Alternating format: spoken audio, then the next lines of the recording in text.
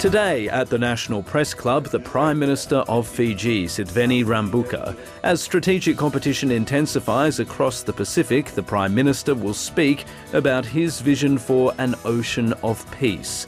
Here's Sitiveni Rabuka with today's National Press Club address.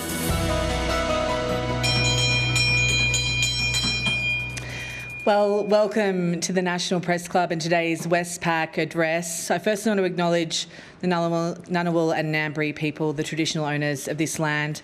My name is Anna Henderson. I'm the Chief Political Correspondent at SBS World News and a Director here at the Club. And today we have the privilege of welcoming Prime Minister Sitiveni Rabuka here to the Club to speak about Fiji and the place of Fiji.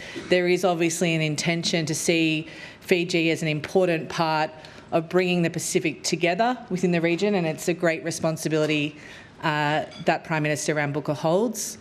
This isn't the first time, I'm told, that you've come here to the Club, so we really look forward to hearing what you have to say today and to the questions from our press gallery journalists. You can follow the conversation along with us, #NPC and at National Press Club. That's on X. Bulla. Prime Minister Rabuka.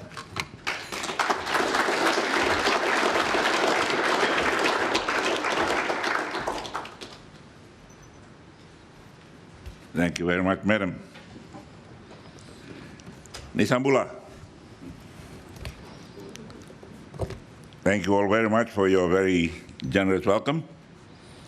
And thank you to the board, to the sponsors and journalists for this welcome opportunity to be at the National Press Club today.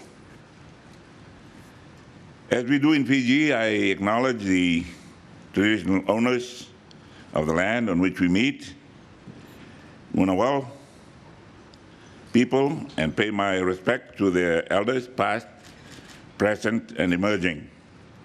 And yesterday afternoon, we had a short but very meaningful water ceremony, and we went to Government House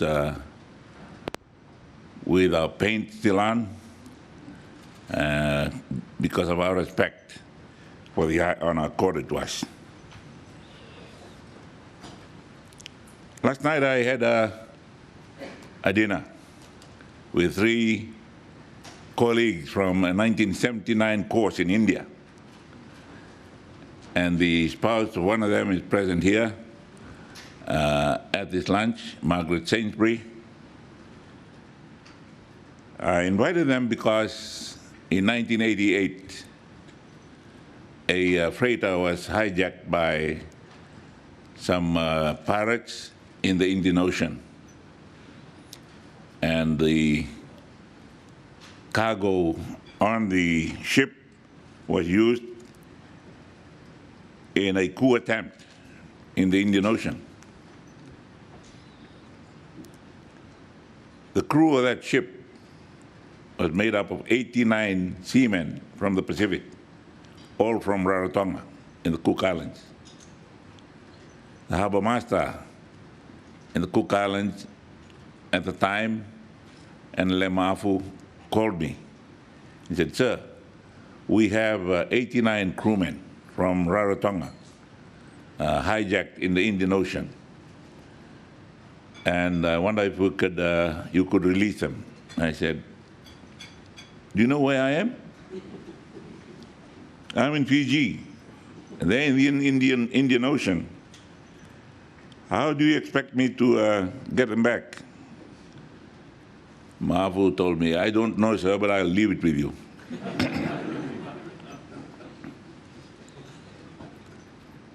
So I called Wellington, and I had the New Zealand High Commissioner there last night, and asked New Zealand to put me on with the Defence Headquarters in Colombo, which they did. And I called the Defence Headquarters in Colombo and asked for Sarat Jawadna, who was there at dinner last night with his wife. He didn't have a wife in 1979. He was a young man. So I asked Sarat, 89 of our men from the Pacific I said, our men. And they're from Cook Islands, and I'm from Fiji. But we all call each other our people of the Pacific. And asked him if he could find ways of releasing these seamen. Sarat said, I don't know who got them, but I'll see what I can do, Steve. About 2 weeks later, he called back. We found your men. Where do you want me to drop them off? Sri Lanka will pay for their airfares. I said, why don't you drop them off in Wellington, New Zealand? And New Zealand will pay their fares from New Zealand to the Cook Islands. Two governments not knowing, we arranged for that, and they were flown back. So last night I had the opportunity to thank Sarat and also the New Zealand government for facilitating that Indian Ocean rescue mission.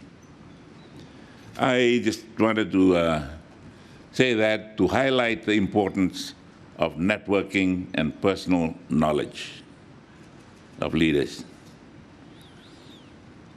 As the Pacific Islands Forum was breaking up with the threat of our northern neighbors of Micronesia pulling away, the president of the Kiribati was not very happy with the leadership in Fiji at the time. Immediately on assuming office, I asked the Australian government. They very willingly offered me a VIP flight of the Royal Australian Air Force to fly me up a few days after I was sworn in to talk to the president of Kiribati and ask him to convince his brother leaders of Micronesia to not leave the Pacific, particularly the Pacific Islands Forum. I presented them the Fijian tambua, and we drank a bit of kava, sang a bit of songs and dances, and I flew back the following day. Having accomplished my mission, they promised to be back. They had a meeting the following week, and they made the formal acknowledgement of my peace mission and decided to come back en masse. Again, networking and personal knowledge and personal respect for one another. The Pacific Ocean and Fiji's place in it. On the 15th of November, 1520, I don't think any of us was born then, long after the first Pacific Islanders had reached this ocean, Ferdinand Magellan sailed into the Mar del Sur and renamed it Mar Pacifico, the Pacific Ocean, because of its calm waters. Those waters have sustained and linked generations of Pacific people. However, the waters of the Pacific are not always calm. The ocean has been a theater for external wars. It has been treated as a testing ground for the most dangerous weapons. It is swollen because of climate change, and its rich resources are coveted by many. This is the current reality of the Blue Pacific that Fiji and Australia are part of. Fiji's foreign policy white paper in 2024 reaffirmed the central position of the Pacific in our foreign policy calculations. We assess that Fiji's most significant security threat lies in the prospect of a region which is driven by division, insecurity, and instability. It therefore flows that contributing to a stable Indo-Pacific region is Fiji's highest strategic priority. that the most significant contribution Fiji can make to a stable, balanced, and broader Indo-Pacific is to focus on the challenge of peace and security in our own Pacific neighborhood. I'm proud that today I brought with me some ministers, all former peacekeepers in the Middle East, all former troop commanders of peacekeeping missions in the Middle East. For Fiji, as our foreign policy white paper sets out, a family-first Pacific regionalism is the foundation of our foreign policy priorities and the way we work. Pacific responses to Pacific challenges. I feel a particular responsibility as the Prime Minister of Fiji. First, of course, for the sovereignty and security and prosperity of Fiji, but also for the contribution that we can make to the region. Fiji is strategically located as a regional hub.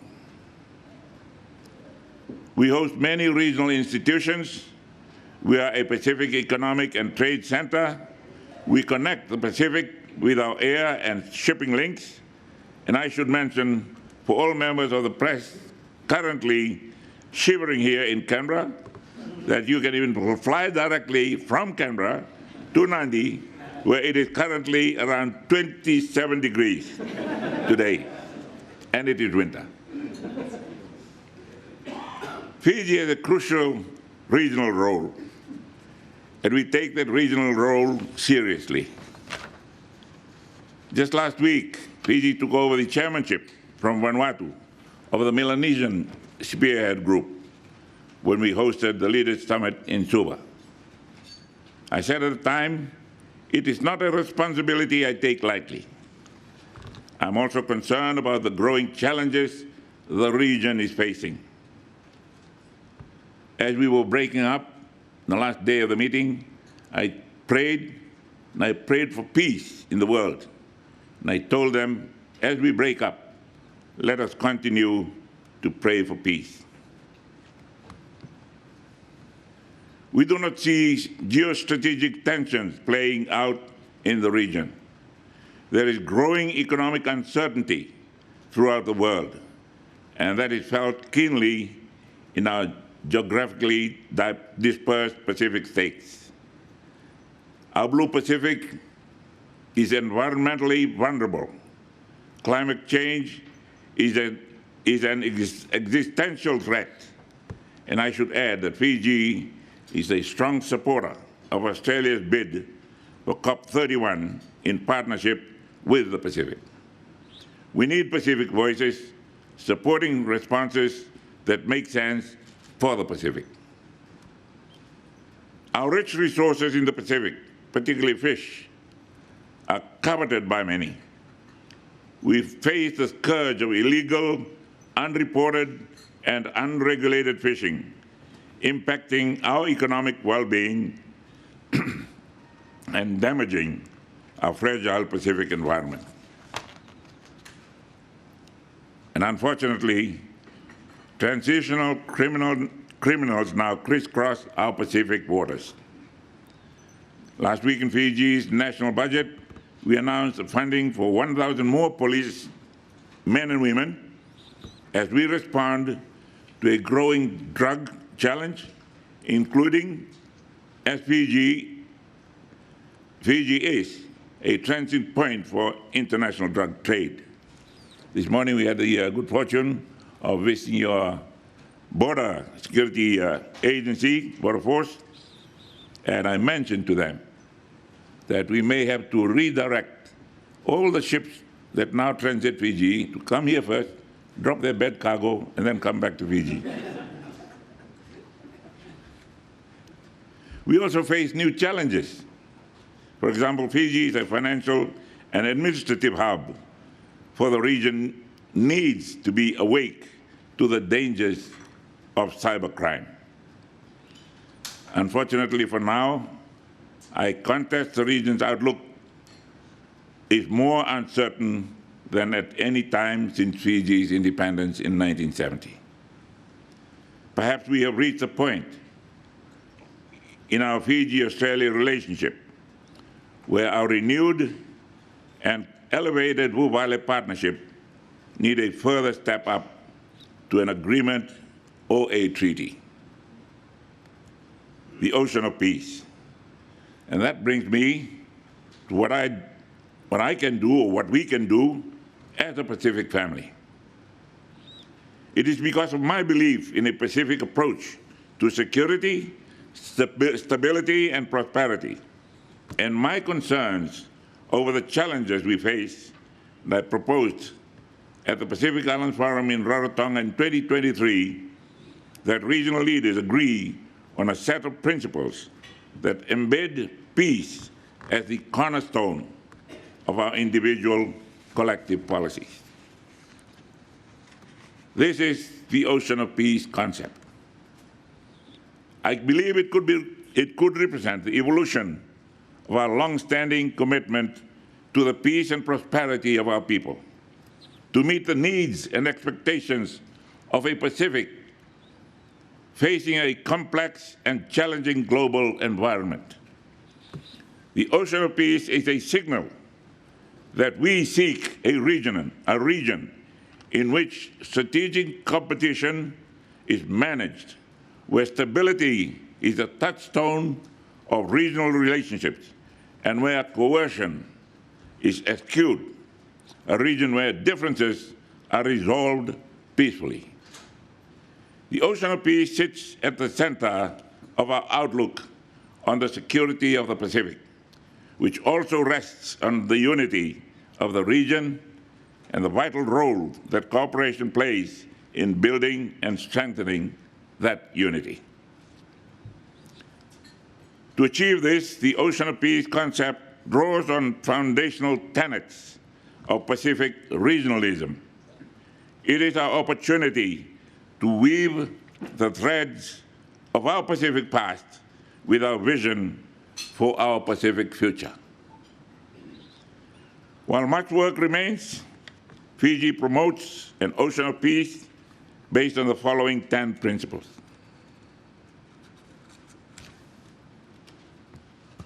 First, a shared commitment to the peaceful resolution of disputes based on the Pacific Way. Respect for international law and norms. We recall the United Nations General Assembly Declaration on the Rights of Peoples to Peace that was adopted on the 12th of November, 1984.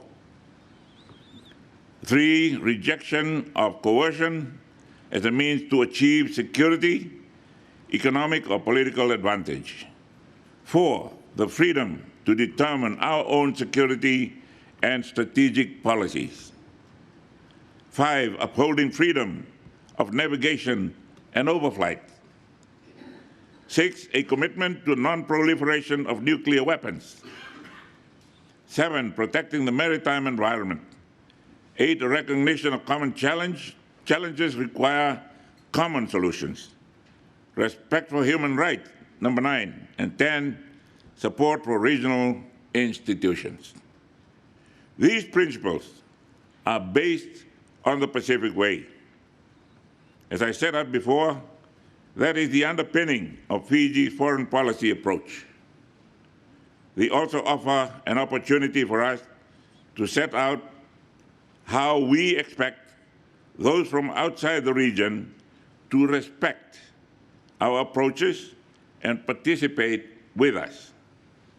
This means respect for the Pacific Way, respect for norms and law, no coercion, protecting the environment, Pacific regionalism. I also believe that through the ocean of peace, there are opportunities to share Pacific Way successes with the world. For example, Fiji pioneered the Talanoa Dialogue as a new approach to climate negotiations with the Pacific concept of Talanoa, or storytelling, supporting consensus building and decision making. I'm sure many of you who have been to Fiji will have had this experience. We have a Fiji winemaker. We have a Fijian winemaker using Barossa Valley grapes to make this wine. And the brand is Mai Vengumanda. Mai Vengumanda. I'm sure you've all been to Fiji. And if you go to the villages, you'll hear families or even children calling out, Mai Vengumanda, come and rest a while. They may not know you.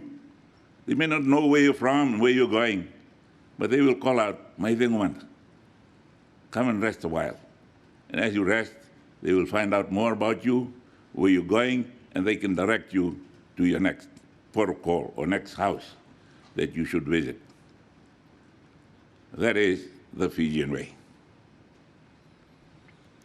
Fiji pioneered the Talanoa dialogue as a new approach to climate negotiations. Mai Vengumanda, let us talk. Let us talk climate change. With the Pacific concept of Talanoa, or storytelling, supporting consensus building and decision making. It was in 1970 when Fiji's first Prime Minister, the late Ratsukami Sesemara, introduced the Pacific Way at the United Nations General Assembly, setting out to Fiji's peaceful transition to independence. So the Ocean of Peace can also offer a platform to expand for a global audience concepts central to the Pacific Way, including to articulate how those within and beyond the Blue Pacific can embrace opportunities to work together and resolve differences respectfully and with understanding. There is no greater acknowledgement of the pivotal role that the Pacific way of life and value plays in fostering peace than that articulated in Chapter 6 of the UN Charter, which mandates parties to disputes to pursue a Pacific settlement of disputes. By the Ocean of Peace, we are putting a face to that adjective, Pacific. We are the Pacific.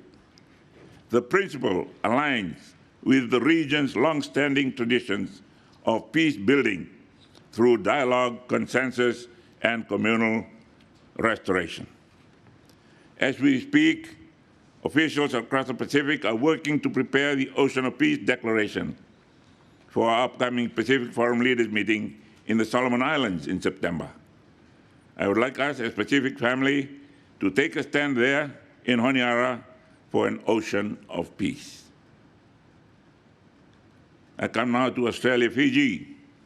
And before I finish, I'd like to talk a little more about the Fiji-Australia Vuvale partnership, including as it links to the Ocean of Peace. In Fijian, Vuvale means family. My home is your home. So if my home, your home, come rest for a while. Mai Vengumanda, come let us talanoa. Since the return of the Albanese government in May, I have been honored to welcome to Fiji the Australian Prime Minister, the Foreign Minister, and just last week, the Minister for Pacific Islands Affairs, Minister Conroy. I have welcomed Prime Minister Albanese and his ministers to my home, just as you are welcoming me here to your home. Yesterday, I received a welcome to the country welcome ceremony. Later today, I will lay a wreath at the tomb of the unknown soldier. It underlines that we have deep historical connections and shared values. While I'm here, I will see firsthand some of the important work that we are doing together in support of regional security and stability. I will visit RFMF troops for the first time, a whole company participating in exercise Talisman Cyber. And I will visit Pinkenberg Police Training Center, where police from across the Pacific are training, including in preparation for regional Pacific responses to regional challenges such as natural disasters. This all points to how the Fiji-Australia partnership can contribute to the ocean of peace. I am confident in Australia's support.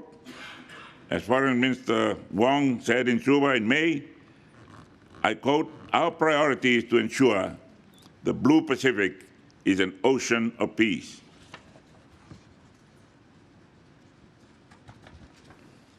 This is a trick I used to play in my senior offices, glue the pages together.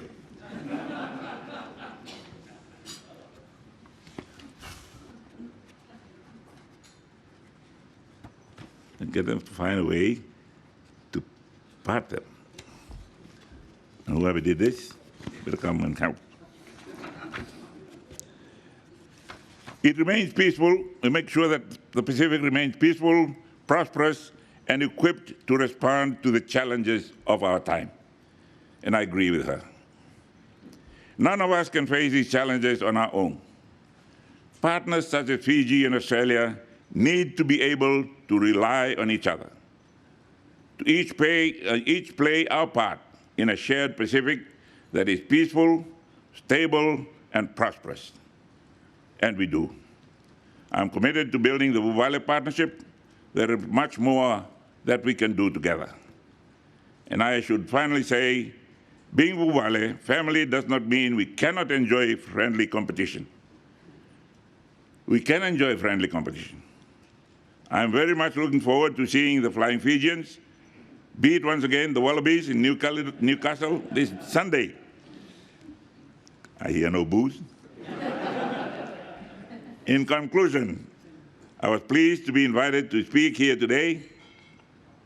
I'm a firm believer in the importance of the Pacific voices in our international issues. And of course, I'm a strong advocate on the specific responses to Pacific challenges. So I'm looking forward, as Prime Minister of Fiji, as a regional partner of yours and a friend of Australia, to promote an ocean of peace for the well-being of all our people. Vinagavalevu, thank you, and I look forward to your questions. God bless Australia. God bless Fiji.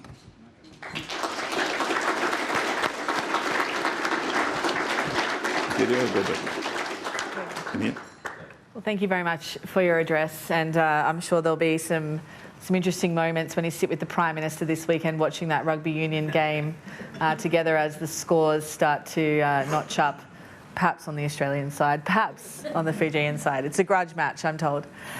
Firstly, you've spelled out really there what you see as Fiji's role and the partnership with Australia, but I also wanted to find out from you, what security role do you see China as playing in Fiji? That has always been the question for all leaders in the Pacific, particularly those that since 1973 have had to embrace the One China policy as put up by United Nations in that year. Before that, we know that many of the Pacific territories had acknowledged nationalist China. That was the China that fought with the West in the Second World War. But that has been a long time ago. Politics have moved on, policies have moved on, and political groupings have moved on. Right now, we are having to cope with a China that is big, really big, and has gotten powerful, and would probably like to spread its influence to the Pacific. The Pacific leaders, in all their recent discussions, have tried to go for policies that are friendly to all and enemies to none. Mm-hmm. And it is a fairly tough course to steer, but it is possible. We need to hold hands. We need to encourage each other to be able to maintain that view and that path. And so just following on from that, when you look at what Beijing is offering and the influence of China already in the region, do you see the potential for some form of security cooperation between Fiji and China? security cooperation in that sense of infrastructure development so that Fiji feels more secure of itself rather than secure in this camp rather than leaning towards the other camp. We do not want those superpower rivalries or big power rivalries to be played out in the Pacific. China's participation in our development should not affect how we interact with Australia and New Zealand and America, and in how we relate to them. Mm-hmm. I'll take our first question from the working press. Stephen Jejets. Hi, Prime Minister. Good to see you again. Can I ask briefly about something you alluded to briefly in your speech? You referred to the possibility of elevating the relationship with Australia to a new agreement or a treaty-level agreement. Can I ask you, sir, to please expand on that? What would Fiji like to see that can't already be covered by the extensive web of agreements and arrangements under the Vivali Partnership between Australia and Fiji? And when you talk about a step-up, what does that mean in practical terms? More. We have had good cooperation with Australia. And recently, some of our neglected areas of development and keeping up with the years have come to the fore. The government that I lead has been there since the 24th of December, 2022. And ever since that first day, we've noticed that perhaps we have neglected keeping the maintenance of the public infrastructure up to date, up to standard. And we're very fortunate that Australia has come forward with a package to support the redevelopment and improvement of the Colonial War Memorial Hospital. As the name indicates, it was the memorial of the First World War, not the Second. So a lot of the infrastructure was built in that era, and we're just upgrading them now. There are over 50 schools that need to be upgraded, and Australian government has come forward to assist in the upgrading of those schools and school buildings. In the area of health again, the medicine and supplies, Australia has been very, very supportive, and education. Australia opening up to our Pacific, to the PALM scheme and employment opportunities has been a great boost for Fiji. I was mentioning at the table that Fiji, the Tokay Fijians, native Fijians, get $100 million from land leases. We get $350 million in wages and salaries earned by local Tokay, and we receive $1.07 billion from our diaspora overseas. So when you look at how we spend that, more than $1 billion still goes to supermarkets and transport, electricity and water. Only 15% goes to ourselves, where we build our homes, we repair our homes, buy our homes, and 5% into investment and savings. So we rely a lot on good friends, good neighbors who take some of our semi-skilled, some skilled workers who cannot get work at home to come and work here and remit their hard earnings back to their families at home. That new level has been achieved because of that opening up of New Zealand on the immigration aspect of it. And so what would a treaty offer, I guess, is the question, sir, that the existing agreements might not? And how would a treaty allow that cooperation to intensify? A treaty would probably break political changes brought in after elections.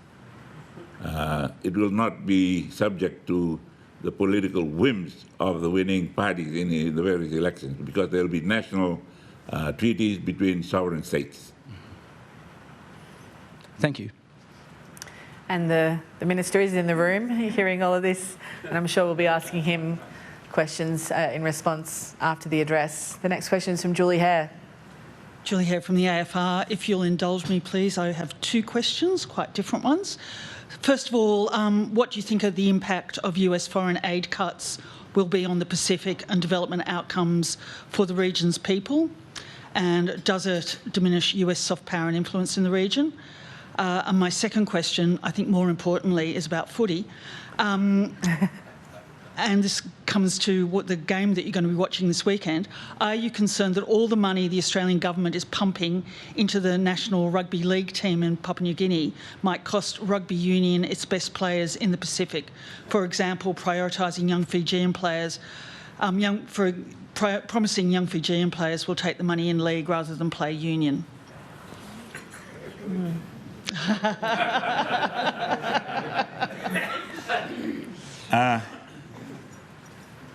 I'll try the first question first. And what was that again? Donald Trump, Okay. US aid, The American assistance to Fiji or aid to Fiji was not that big, and it's something that we can negotiate out of and negotiate forward without by doing a lot more with our non-living friends, non-raising friends, non-reducing friends. The other one on rugby, I'm sure that Australia will not forget Fiji's role in 1954 when the Fiji rugby team was invited to revive rugby union in Fiji, in Australia. And the Fiji team had to draw from 3 soldiers who were serving there in the Malayan emergency, come back and be part of that team that came to play here in 1954, and that was the beginning of the revival. Now we're trying very hard to beat Australia. At the time, everybody was singing, even the Welsh were singing about who beat the Walla Wallabies. You remember that French, that Welsh rugby song? We are concerned. We are concerned that they might be pulling somehow people away, but it may affect rugby union. But I don't think very much. But it could help the economy. How? In Fiji? Yeah. You pay them more, they send us more. They spend more. You've seen Papua New Guinea get additional investment for a rugby league team, and you've been asked this before, but do you think that there should be similar investment in sport in Fiji from Australia? Papua New Guinea is in a better negotiating position than Fiji. There's a lot of potential for development in Papua New Guinea, and they can be tough when it comes to other things like sports, and that's the angle they took. Do you think, though, that the Australian government should be investing more in Fijian sport? I can ask. I think that I can only ask. Okay. Ben Packham. Thank you, Prime Minister. Ben Packham from The Australian. Fijians have a long and proud history serving in the British Army, with about 1,500 serving at any one time under the British flag. Australia is looking at potentially recruiting Pacific Islanders into the ADF, which is about 5,000 personnel short at the moment. Would you like Fijians to be able to serve in the ADF under some sort of a scheme to recruit them en masse? And do you see any issues that could raise? How would you feel, for example, about them having to take out Australian citizenship, which is not necessarily going to be mandated, but it's a potential issue? Our participation in the British Army started in 1961, and quite a few took on British citizenship, but the Itoke, or the native Fijians, have a system where they do not lose their native ship, if we can call it that. They are registered under the Wolanikaumbula, the book of register of all Fijian, born of Fijians. I'm talking about Fijian in terms of ethnicity rather than national identity. They contributed a lot. They made names for themselves. They retired. A lot of them came back home and lived very peacefully. Some stayed on in England, and they found out that their pension was not enough to give them the sort of quality of a standard of living they enjoyed during their service. So if we open up to recruiting Fiji in Australia, I'm sure they will gravitate back towards Fiji, where their pension from the years of service in Australia will serve them very well in Fiji, but perhaps not as much or not as good in Australia.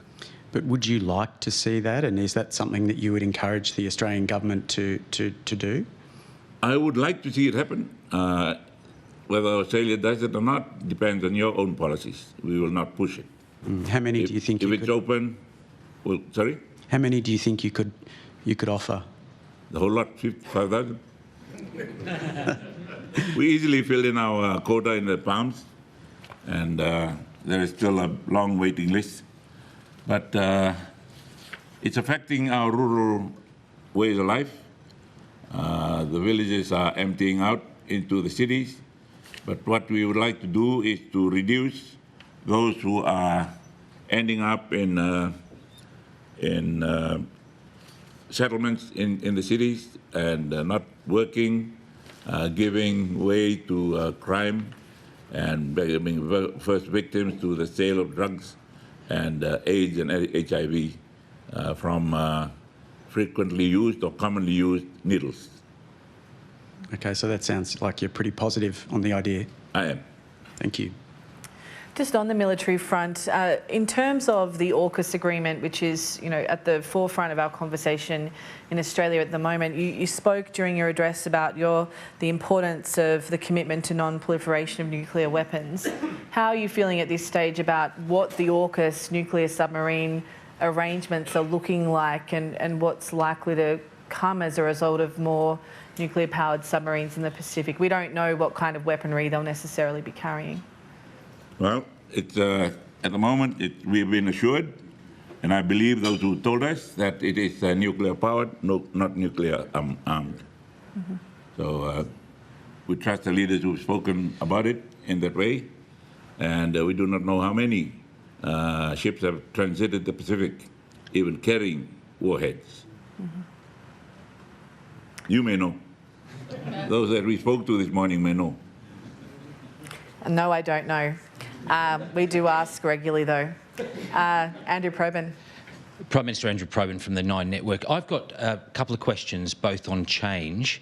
I had the privilege of chatting to you beforehand, and you were reflecting on how the coup leader, who was you, is not the leader that you are now. I'd like you to tell us all how you have changed.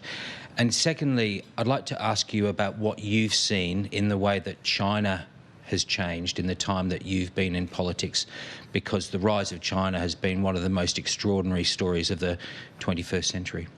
Thank you. The change from the coup leader to the leader I am now, I would not be the leader I am now if I hadn't been the coup leader. That repentive attitude and outlook on life and the hurts I caused in 1987 have made me the leader I am now, battling out for reconciliation and getting the nation together again. In relation to that, China stood with us when Australia turned away from us.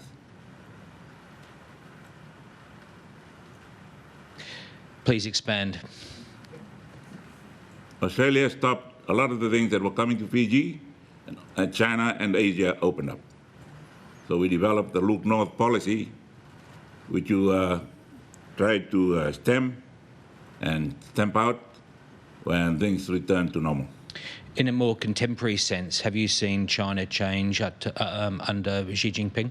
Well, Xi Jinping has been a great leader. He's brought up the standard of the quality of life in the rural areas. That's where he started, in the provinces, with the economic development of villages and communities, and worked his way up the Communist China Party to be its president of China now. Doing it that way is perhaps the way to do it in places like China, where you carry the people with you and not just parachute into top positions. Perhaps that is the way I have come about to be at national leadership at this time. I crashed into leadership in '87, realized how wrong it was, realized how many people we had hurt, realized who had turned away from us and who stayed with us, and conducted our subsequent relationships from '87 according to what we saw. But you don't, just on that, you don't regret what you did in 1987, though? No. It had to be done. It was a preemptive strike. Yep. Next question is from Nicola Smith. Nicola Smith from The Nightly. Thanks very much for your address, Prime Minister. I have a question about the Chinese Coast Guard, which last year registered 26 vessels with the Western and Central Pacific Fisheries Commission for high seas boarding and inspection, and this month demonstrated one of its largest ships to Pacific ministers. Do you have any concerns about the future, the potential stepping up of the Chinese Coast Guard and patrols in the South Pacific, and the potential for grey zone activities similar to the situation that we've seen in the South China Sea, where the Coast Guard has been accused of acting like a maritime militia to push forward China's interests? Thank you. Fiji and China understand our sovereignty issues. We respect their sovereignty, and we expect them to respect ours. And we have not had any intrusion into our sovereign space. The rocket fired last year flew over Fiji and landed in not in anybody's EEZ, but in the middle of 2 or 3. So it missed everybody. It was a very well targeted one. But if they can very well target an empty space, they can very well target occupied space. Do you see a room for an enhanced role for the Chinese Coast Guard in the South Pacific? As long as they observe our sovereignty, our sovereign waters. Thank you. Do you give any message to the Australian government from your sort of area of responsibility and your role in the Pacific around the potential for arms build-up in the region to lead to something happening? And the big fear is obviously that perhaps something happens accidentally or there's a miscommunication. But as you see China and potentially Australia building up nuclear capability, nuclear-powered submarines or other military capability, do you have a message for the Australian government around that? No, I will not venture into what Australia should do, but we know. We're very clear on what we will do. We intend to take it up to the highest level with Beijing and lodge our complaint there, as well as a protest there, as well as the United Nations. And they understand us well now. They know that we are serious. We're small, but we're serious. And we take our cry up to the highest level. Next question is from Corey McLeod. Thank you, Prime Minister. Excuse me. You mentioned cybersecurity and its importance in your address. Your government recently signed a 3-year memorandum of understanding with the Japanese International Cooperation Agency to build cybersecurity, particularly around critical infrastructure. 2 questions. It's due to kick off later this year. What do you envision this uplift being? And is there a role for Australia in responding to what's clearly a need? Japan building what? The MOU that was signed with Japan last week about cybersecurity and critical infrastructure. It is. What do you envision that will be able to do from a capability uplift perspective? And how is Australia supporting Fiji on building this cyber capability as well? This morning at the your Border Force lectures and look over the facilities, we had discussed that. and there is room for improvement. From our side, we are asking for more, and more concerted efforts from Australia to counter that. Fiji is getting into the technology. We have some new players coming in, and only last Saturday we had interference with our facilities in Suva. Took a few hours to fix, but we had to call Australia to help us fix it. Okay, thank you. I've just got a question here from Karen Middleton, a colleague in the press gallery who just hasn't been able to attend today, but she asked me to put this to you. What you think of Turkey's unwillingness to bow out of the bid process for the COP31 and the combined bid between Australia and the Pacific? You mentioned it in your speech. And whether you think Australia is doing enough to secure its success? Australia has done enough in getting our support. Whether we venture out further into the areas where Turkey has got influence. And there are some good Australian friends out there, as well as Pacific friends, closer to Turkey than to the Pacific. So the field is open. I encourage your international players to get out there and continue the work. Do you think it's time for Turkey to potentially sort of step aside in this process, or what's your view of that? At the moment, they are very determined to stay as a candidate, but it will depend on the number of votes they get as the years go by. Okay. We're consolidating the Pacific platform in that support for Australia. Next question is from Gemma Daly. Prime Minister, thanks for your address. We're waking up each morning with fresh news out of the US around Donald Trump. I'm interested in your perspective around what impact you think he has had, particularly on the region so far, and also what you think the impact will be of some of his policies, particularly the trade tariffs. For Fiji, the impact on trade is smaller than most, because we have very little to export to America, apart from Fiji Water, which is an American-owned company. And we have our Minister for Trade negotiating very strongly with U.S. trade authorities. I'm sure we can work out something. There's been some relaxation from Trump's point of view, and we can do that.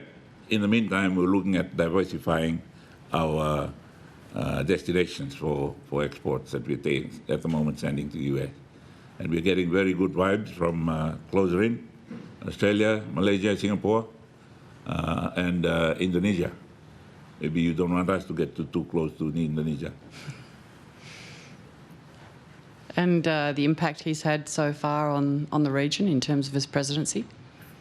Not very visible in Fiji. We are managing. And hopefully another 2 years, things will change. Thank you. We have time for a couple more. Steve Judgetts is back at the microphone. Back again.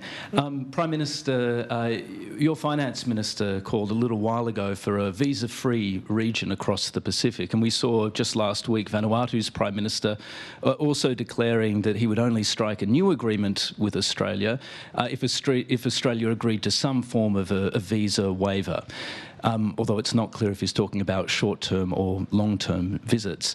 What's your thinking on this? As Australia expands links to the Pacific through, for example, the Pacific Engagement Visa and through the PALM, does it also need to look at relaxing restrictions for things like short-term visits to Australia from citizens of nations like Fiji if it wants to truly be part of the family? I think from the Australian point of view, you should be concerned about what we do in the Pacific. We have to be quite strict and stringent with our control in those areas, because Fiji and the Pacific could just be transit points for those who want to come to Australia. So you see risks, or more risks perhaps, in a visa-free approach than you do benefits? Fiji and Australia have very good relationships at the moment. And we even have some problems with our own Pacific region neighbors, with student visas from Vanuatu and other island states. But that's sorted out by the Minister of Immigration here, who has done a great job in that. We're very sympathetic to them. Some of us just going to Fiji, they have uncles and grandparents there, and they think they're home. So they don't bother to go and renew and fix their visa while they're there. So I don't think it can happen here, but just be aware of the Pacific being used in that way. For some time, Fiji has been fighting against its own ratings, passport ratings in the world, because some were using Fiji and going on. There's a big group that was going to Mecca for the pilgrimage, and all their passports were rejected, and they thought it was a movement against that religious group, and clarified that it was the Fiji passport that was suspect. Yeah. Thank you. Ben Packham. Thank you again, Prime Minister. We've sort of skirted around the China security question, but if I could just ask you directly, China appears to be determined to get a security footprint, a base in the Pacific. What is Fiji's view on that, and do you believe that should be resisted? Sorry, say this again. Do you believe that China should be allowed to get a base, a military base in the Pacific, anywhere in the Pacific? Is that something that the region should resist as a priority? I do not believe that China would even need a base in the Pacific. They have proven that they do not need a base outside China to be able to launch what they have into any other area of the world.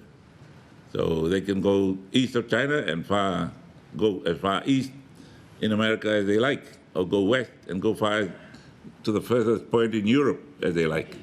So there is really no need for them to set up any other bases in the Pacific.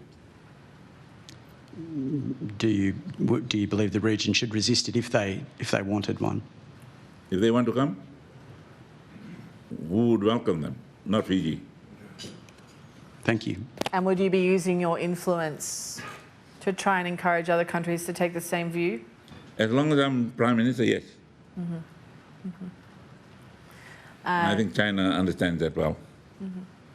Can I ask you just a related point around the issues with illegal fishing in the region, which I know are very close to your heart? You've spoken about wanting to have a tuna OPEC at one stage.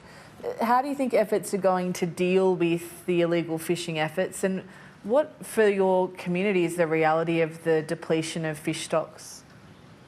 We rely on your monitoring processes, and we don't have those wide-ranging areas. Although we have the Japanese facility available to us, it's very limited. It flies in a figure-8-shaped track over the Pacific, more in the line of civil aviation than fishing detection, fisheries detection. Your agencies are more into the fisheries monitoring, and that's the area where we should really be cooperating with. And from a community level, do you hear stories about areas that used to be plentiful that no longer have fish stocks? What do you hear about? They're outside our EEZ. They're more into the Micronesian EEZ, and they are the tuna-rich fishing grounds. Our Fiji's fishing grounds are not that rich in those. They're migratory anyway. Mm-hmm. They pass through Fiji when they're probably too small, and they grow when they get up to the Micronesian waters. Mm-hmm. Nicholas Smith. Thanks for the second round. I have a question about Taiwan. There have been, in recent years, a lot of dire predictions about the inevitability of conflict over Taiwan, given China's ambitions to take over Taiwan. I'd be interested in your own assessment of the inevitability of conflict or a blockade against Taiwan, and what would be the impact on the Pacific.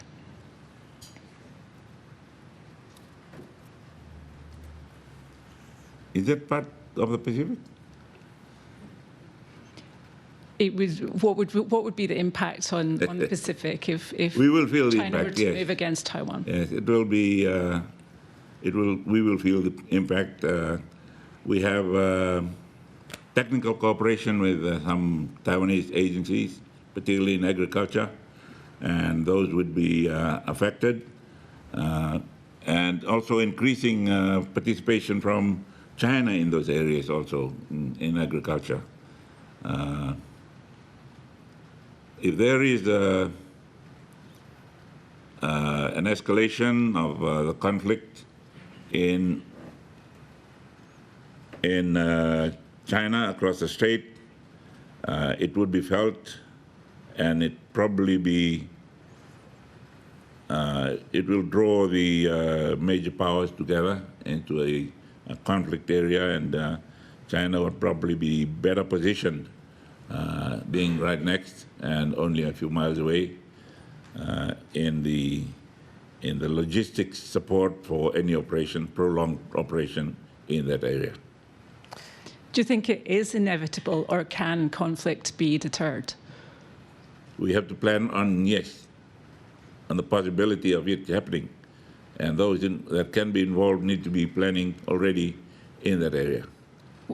In planning, in what way? What more needs to be done? Sorry?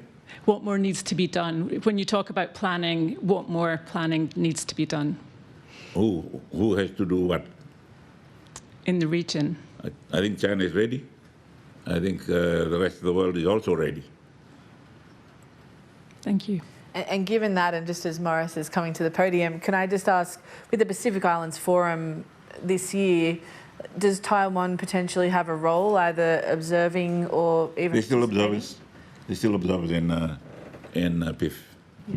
Could you ever see them participating in PIF? I appreciate what you're saying about they're not in the Pacific in your view, but it's as a former development partner, and also as a silent development partner, they probably will just remain as observers. Okay. Morris Riley. It's been an honour to have you here today, Prime Minister. Thank you for coming. I've got a really difficult question for you. Some of the colleagues here have been talking about rugby union and rugby league. I wonder what interest Fiji should have in the premier Australian football in this country, the AFL. Would you welcome? Ignore the table over there. Would you welcome interest by the Australian Football League? I mean, we all holiday there. I mean, when I played AFL, we always holidayed in Fiji. Would you welcome interest from the AFL to have a side out of your country? If I said that I had my money on St Kilda coming back, my grandson played AFL, yeah. And I was #1 fan for what's their name? Magpies and Collingwood, until Keating won the election. He took it over from me, so he became #1 fan, and I became number 101 or something. So I was no longer interested until my grandson came over and played here. Last week they had the 4 goal posts on either side of Albert Park, and they were doing something stupid like that. So it is there. It can catch on. There is a lot of interest. Those of us who have had grandchildren playing here have come back, and there's a big group. St Kilda came up 2 weeks ago, and they are more into the tourism area, and your High Commissioner here invited us to his home and entertained us that evening, And they told us that they were not there scouting for players. They were out there looking for opportunities to invest. You're not ruling it out, that's what it sounds like. Yeah. Well, we thank you so much for your time, Prime Minister Rabuka. Please join me in thanking the Prime Minister. Thank you.